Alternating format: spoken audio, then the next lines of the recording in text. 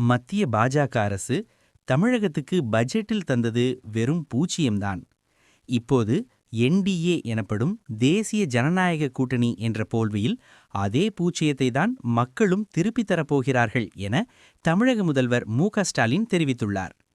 தேசிய ஜனநாயக கூட்டணியில் ஊழல் கரை படிந்த அத்தனை பேரையும் ஒன்று சேர்த்துக்கொண்டு பொய்களை பரப்பிக்கொண்டு தேர்தலை சந்திக்க வருகிறார்கள் எனவும் தமிழக முதல்வர் விமர்சித்துள்ளார்.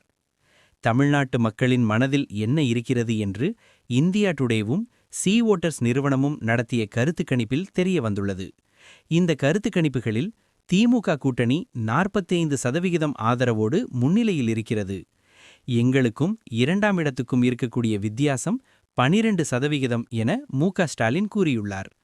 3% வித்தியாசம் இருந்தாலே இலகுவாக ஆட்சியை கைப்பற்றிவிட முடியும்.